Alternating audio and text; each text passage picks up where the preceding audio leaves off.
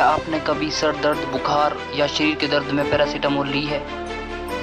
क्या आप जानते हैं ये दवा कब बनी, कैसे काम करती है और इसके फायदे और नुकसान क्या है? क्या आप जानते हैं इसका इतिहास क्या है और आजकल इस पर क्या रिसर्च हो रही है? चलिए जानते हैं आज की इस वीडियो में। पैरासीटामोल को पहली बार 1877 में बनाया गया, लेकिन दवा के रूप में इसका उपयोग बहुत बाद में शुरू हुआ। शुरुआती प्रयोगों में इसे फेनाएसिटिन और एसिटानिलाइड जैसे यौगिकों के विकल्प के रूप में देखा गया। 1955 में अमेरिका में इसे टाइलेनॉल नाम से लॉन्च किया गया।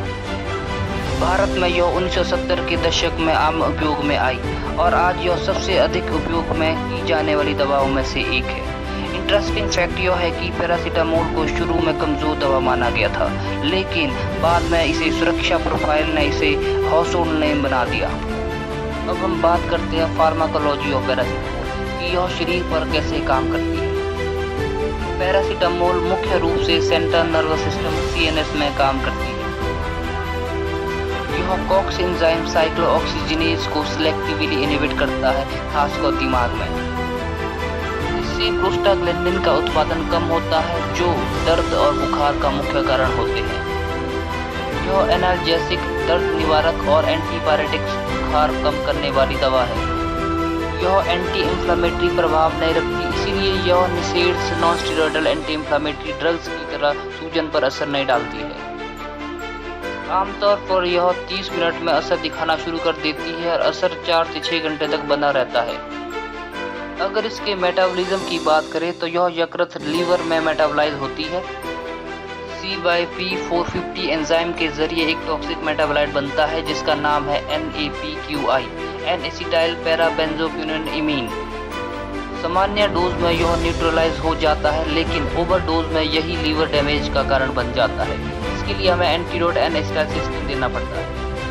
अब हम बात करते हैं हाल ही में कुछ रिसर्च हुई है और इसकी रिगार्डिंग जो स्टडी हुई है उसके बारे में। तो शुरुआत करते हैं न्यूरोप्रोटेक्टिव इफेक्ट से।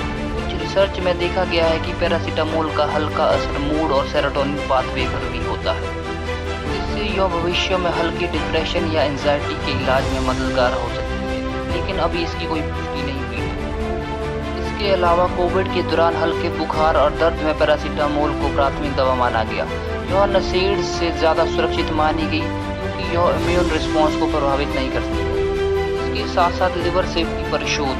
आजकल NAPQI जो इसका जो एक्टिव मेटाबोलाइट है के बिल्डअप को रोकने के लिए नया को-फॉर्मुलेटेड ड्रग पर शोध चल रहा है जो लिवर को सुरक्षित रखने में प्रभावित हो। अगर हम इसके डोज की बात करें तो एक दिन में 4000 mg से अधिक इसका डोज घातक सिद्ध हो सकता है।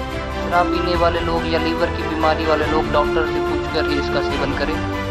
बच्चों के लिए सही डोज वजन के अनुसार तय की जाती है। अधिकतम सुरक्षित डोज 4 ग्राम प्रति डे होता है। इसकी ओवरडोज के मुख्य लक्षण है मितली, उल्टी, भूख न लगना, पीलिया, भ्रम की स्थिति पैदा होना और लिवर टॉक्सिसिटी। पैरासीटामोल एक आम लेकिन असरदार दवा है। यह सर दर्द, बुखार और हल्के दर्द के लिए बेहद प्रभावी है, लेकिन सही मात्रा और सावधानी बहुत जरूरी है। अगर आपको वीडियो पसंद आया हो तो लाइक, शेयर एंड सब्सक्राइब जरूर करें। स्वस्थ रहे, सुरक्षित रहे और ज्ञान से भरपूर रहे।